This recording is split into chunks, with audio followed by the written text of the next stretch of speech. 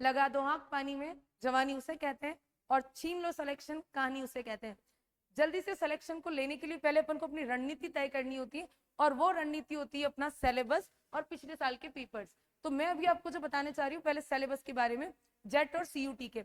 अब देखना बच्चों, जेट और सीयूटी के सिलेबस में जो आपको महत्वपूर्ण भूमिका लेने वाला जो सब्जेक्ट होता है वो होता है आपका बायोलॉजी। बायोलॉजी के लगभग आपके जो क्वेश्चंस आते हैं वो 35 क्वेश्चंस आते हैं। 35 इंटू 4 करके आप देखोगे तो आपको पता चल जाएगा कि कितने नंबर का वेटेज होता है। उसके अंदर आपका एक पार्ट जो होता है वो आपकी बॉटनी का होता है, और एक पार्ट जो होता है वो जूलॉजी का होता है। बॉटनी के अंदर अगर अपन बात करेंगे तो कुछ मुख्य चैप्टर्स की बात करते हैं। पहले अपन एक बार जूलॉजी की बात कर लेते हैं, और फिर अपन जो बात करेंगे वो बॉटनी की बात करेंगे। जूलॉजी को अपन को 3 यूनिट्स में बांट रखा है। एक यूनिट जो होती है वो आपकी यूनिट ए, जिसके अंदर आपका मुख्य तो टॉपिक जो दे रखा है वो दे रखा है बच्चों एनिमल किंगडम, या जिसको अपन कहते हैं जंतु जगत। एनिमल किंगडम, या जिसको अपन क्या बोलते हैं, जंतु जगत।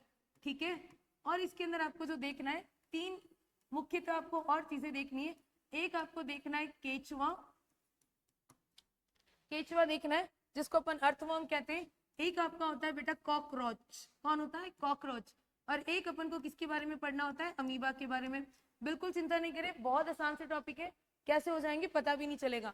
नेक्स्ट आप देखना है यहाँ पे तीसरी, अगर मैं बात सेकंड यूनिट की बात करूं तो सेकंड यूनिट में कुछ मानव तंत्र से दे रखा है ना, सिस्टम, जिसको आप कहते हो ना एलवी यादव का सिस्टम, वही तो वही ह्यूमन सिस्टम आपके दे रखा है।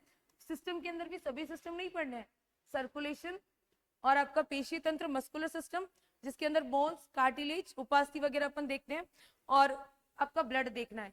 मेन इंपॉर्टेंट यूनिट जिससे आपके अच्छे खासे क्वेश्चंस भी बैठते हैं, एक तो आपकी यूनिट ये इंपॉर्टेंट होती है, और दूसरी यूनिट जो इंपॉर्टेंट होती है वो आपका पार्ट सी, जिसके अंदर आपका आता है जनन तंत्र या रिप्रोडक्टिव सिस्टम। जनन तंत्र, या जिसके अंदर कौन सा सिस्टम आता है बेटा, आपका रिप्रोडक्टिव सिस्टम। ठीक है, जनन तंत्र या रिप्रोडक्टिव सिस्टम आता है।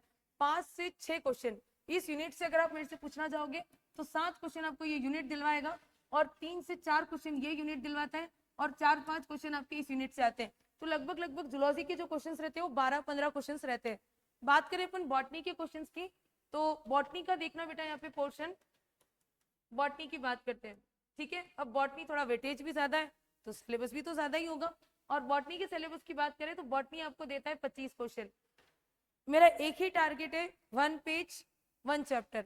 एक पेज के अंदर एक चैप्टर को याद करना, और क्वेश्चंस बाहर नहीं जाने चाहिए। ये आप देखना किस तरह से अपन कमांड करते हैं। बॉटनी के अंदर मैं आपको चैप्टर की बात बताऊं तो पहला अपन ले लेते हैं जेनेटिक्स, फिर आपका जो होता है वो सेल वाला चैप्टर, फिर आप देखोगे प्लांट फिजियोलॉजी,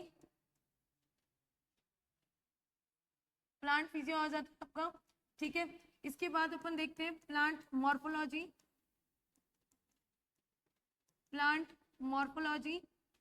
और इसके बाद अपन नेक्स्ट देखते हैं, तो ध्यान से देखिएगा कि genetics, cell, plant physiology, plant morphology, और इसके बाद जो रहता है आपका वो बायोटेक्नोलॉजी। इसके अलावा भी कुछ और छोटे छोटे चैप्टर्स हैं, पर मुख्यतः ये जो है वो आपके 5 चैप्टर्स हैं। तो कल से अपन को किस सब्जेक्ट पे बात करनी चाहिए और कौन से टॉपिक पे बात करनी चाहिए, कमेंट के थ्रू बताइएगा कि कौन सा बेसिक टॉपिक आप चाह रहे हैं। थैंक यू सो मच, कल वापस से आप कमेंट के थ्रू बता दीजिएगा।